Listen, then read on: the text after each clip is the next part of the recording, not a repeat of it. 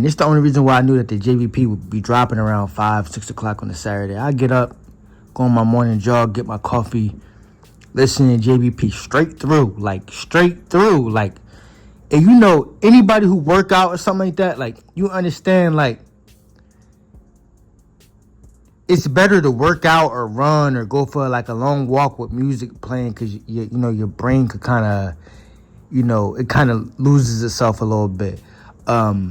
You don't really want to run or jog too much listening to a podcast or audio book, unless that shit is really, really, really fire. You feel me? So I'll go on my run listening to JBP, get done that shit like straight through, like first listen, like don't switch to nothing or nothing like that. Just first listen straight through. Shit, maybe later that day around 4 o'clock, I'm gonna listen to that shit again. Like, that shit really used to be like the podcast, like my life. Like, every episode, listen to it twice. So to see where it's become now, it's like, yo, I'm proud of the product growing, but it is watered down to a certain extent. You feel me? Back in those days, even the early Ice and Ish days felt like real friends chopping it up, regardless of whatever the conversation is. When it's real friends, real people that fuck with each other chopping it up, somebody will fall in love with that conversation. It's like it's the, you can hear the authenticity behind it. It's the same way as if, you know, somebody came up to you talking about mushrooms and pickles and shit like that. You might not give a damn about none of that, but if they sound very, very, very excited and they say, yo, these mushrooms were actually initially made in Italy, like, the authenticity behind it, that passion behind it, that's what the JBP is missing. So anyway, on Twitter, one of the girls, I ain't even follow her, but she had wrote something, and I have responded back. Let me find it real quick. Or another thing, JBP might have like some of the, you know, some of the baddest female fans or whatever like that, because some of the people that like my response on Twitter, I end up looking at them, looking at their profiles, all bad shit. You feel me? So anyway, love later _ said, Wednesday used to be anticipated pod day. Block off the day on my work calendar, laughing but serious. Argue with my bestie about it the rest of the day. Now solely out of habit, I started. Can't get through it in one sitting. Maybe finish it by Friday and look for a space to listen to instead.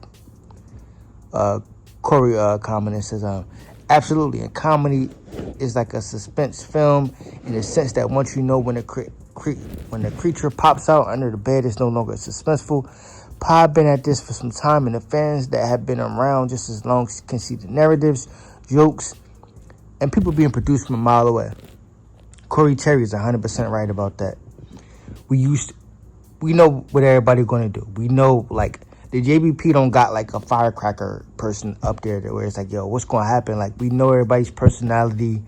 People going to do what they do, you know, which is kind of which is kind of understood. Nobody really going to come with no new perspectives. Maybe the only one that really cares enough to be on some smart, growing type shit is probably, like, Mark. So anyway, it's a bunch of comments, but I commented. I said I used to listen to every episode like twice, sometimes in the same day. LOL's watered down nowadays. And a lot of people had things to say about it. You know, Caleb says I'm in the minority because I feel like they hit a peak since adding Mark. I like them adding Mark because, you know, you can learn a lot from dude, but it just doesn't feel the same. You feel me? Broadway Bass says, sometimes you need a break from the pot. It helps me through the work day, but sometimes it can serve as a distraction. Yeah,